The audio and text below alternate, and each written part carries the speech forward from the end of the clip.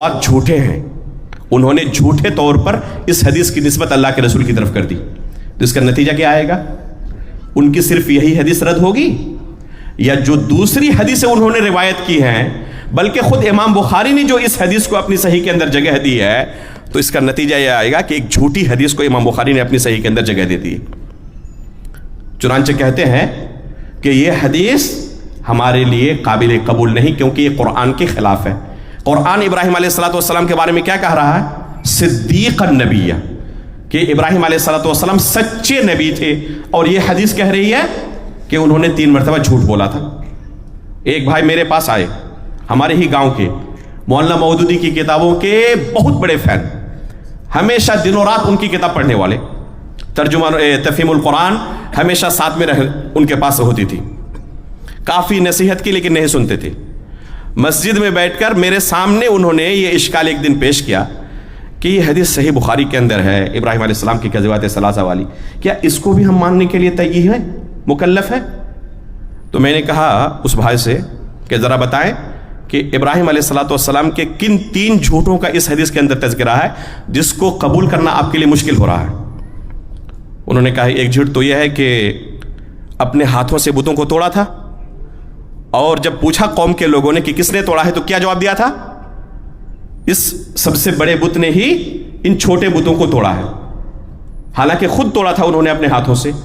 میں نے کہا کہ یہ تو قرآن میں ہی اللہ رب العالمین نے بیان کیا ہے، بل فعلہ کبیرہم فاسألوہم ان کانوا ینطقون۔ اچھا قرآن میں ہے یہ؟ نے کہا کہ دیکھ لیں قرآن کھول کر، خود اللہ رب العالمین نے اس قصے کو قرآن کے اندر نقل فرمایا ہے۔ تو اب کیا خیال ہے، قرآن کی اس آیت کا بھی آپ انکار کریں گے؟ کہ نہیں، قرآن کا انکار کہاں سے کر سکتے ہیں؟ یعنی آپ کے ذہن میں یہ ہے کہ قرآن کا انکار نہیں کر سکتے لیکن حدیث کا کر سکتے ہیں۔ یہ جو بدعت لوگوں کے ذہن میں ڈالی ہے مولانا مودودی نے، یہ انتہائی زہر آلود بدعت ہے۔ اگر کسی کو حدیث رسول کے بارے میں شک ہو جائے تو اس کا کیا بچے گا؟ آپ سوچیں، وہ قرآن کو صحیح طریقے سے سمجھ سکتا ہے؟ ممکن نہیں۔ جس کو حدیث رسول قرآن کے خلاف نظر آئے، اس کو قرآن کی بعض آیتیں بھی قرآن کی بعض دوسری آیتوں کے خلاف نظر آئیں گی، اور اس طریقے سے پوری شریعت ہی اس کو مشکوک نظر آئے گی، کسی چیز پر اس کو یقین نہیں ہوگا۔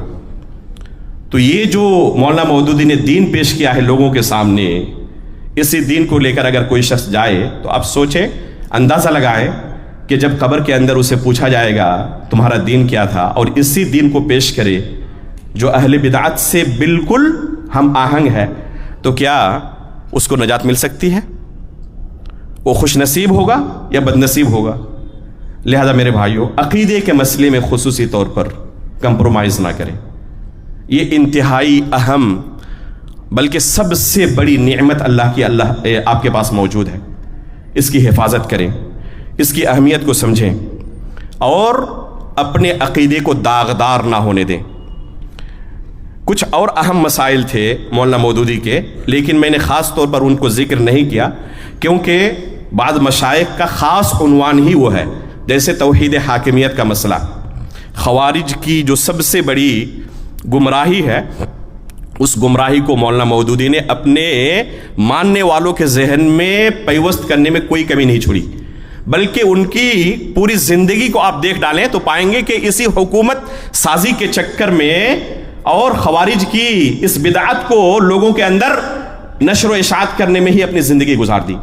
چونکہ شیخ عبد الحسیب مدنی حفظہ اللہ کا یہ خاص موضوع ہے، وہ اس موضوع پر تفصیل کے ساتھ آپ کے سامنے بیان رکھیں گے، اس لیے میں نے قصداً اس کو نہیں چھیڑا۔ اور ایک اہم باب ہے جس کی طرف بس اشارہ کر کے میرا وقت ختم ہو چکا، بس 2-3 منٹ کے اندر اشارہ کر کے اپنی بات ختم کروں گا، وہ ہے صحابہ اکرام کا باب۔ صحابہ اکرام کے تعلق سے اہل سنت والجماعت کا متفقہ عقیدہ ہے کہ الکف عما شجر بینہم۔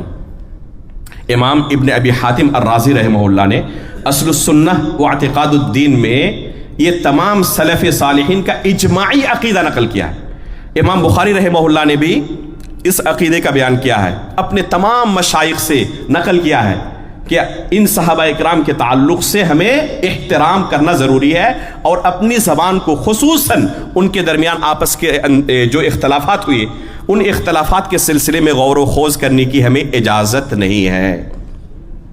آپس میں اگر انہوں نے کسی ایک دوسرے کو کچھ کہا ہے برا بھلا تو اسے دلیل بنا کر ان کو ہم ہدف تنقید نہیں بنا سکتے. یہ متفقہ عقیدہ ہے. مولانا مودودی نے اس عقیدے کی دھجی اڑانے میں کوئی کسر نہیں چھوڑی. خلافت و ملوکیت نامی ایک کتاب لکھی، انتہائی زہر آلود کتاب، اور آج بھی بتاتے ہیں لوگ جو جماعت اسلامی کے مکتب میں جاتے رہتے ہیں کہ یہ کتاب سب سے اہم کتاب ہوتی ہے.